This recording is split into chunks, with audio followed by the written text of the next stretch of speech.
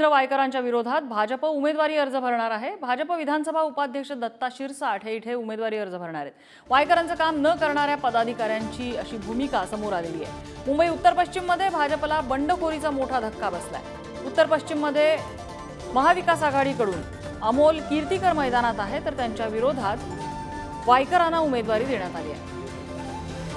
मुंबई उत्तर पश्चिम लोकसभा मतदारसंघातून रवींद्र वायकर यांना उमेदवारी जाहीर झाली आणि उमेदवारी जाहीर झाल्यानंतर त्याचे पडसाद जे आहेत ते उमटायला सुरुवात झाली। भाजपचे पदाधिकारी नाराज झाले आहेत। रवींद्र वायकर यांच्या उमेदवारी जाहीर झाल्यामुळे आपल्याला दत्ता शिरसाट आहेत, जोगेश्वरी विधानसभेचे भाजपचे उपाध्यक्ष आहेत। दत्ताभाऊ, तुम्ही नाराज आहात का रवींद्र वायकर? यापूर्वी सुद्धा तुम्ही मागणी केली होती की रवींद्र वायकरांना उमेदवारी मिळू नये, उमेदवारी आता मिळाली, तुमची काय भूमिका आहे?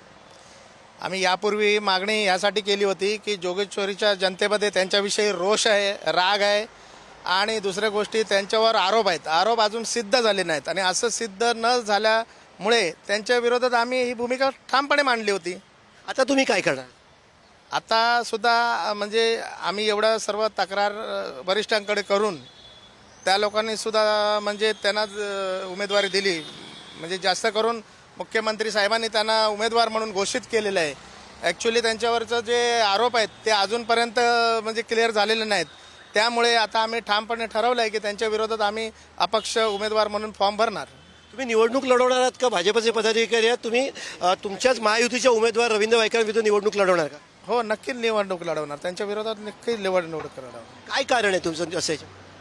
आमचं कारण ह्यासाठी की आम्ही पहिल्यापासून त्यांना सांगत आलो आहेत की ते क्लिअर नाही आहे, त्यांचं म्हणजे आरोप त्यांच्यावर जे आहेत ते अजून क्लिअर नाहीत आणि असं असताना सुद्धा त्यांना तिकीट देऊन म्हणजे हे लोकांच्यावर जबरदस्तीने लादलेले एक उमेदवार आहेत असंच आम्ही समजतो ना। ते फॉर्म भरायची तयारी केली का? कधी फॉर्म भरायची आम्ही पूर्णपणे तयारी केलेली आहे आणि 1-2 दिवसात आम्ही त्याची प्रक्रिया पूर्ण करू।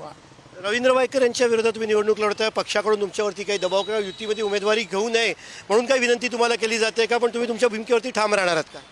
तसा तर आम्हाला म्हणजे फोन येतात आहे इकडून तिकडून वरून, पण आम्ही ठाम आहोत। कारण कसं आहे, त्यांच्या विरोधात उमेदवारी लढणं गरजेचं आहे, कारण ज्या हिशोबाने त्यांच्यावर आरोप आहेत ते क्लिअर नाही झाले तर त्यामुळे आम्हाला हा डिसिजन घ्यावा लागतो। कॅमेरा पर्सन प्रकाश भोईसोबत पंकज दळवी, पुढारी न्यूज, मुंबई।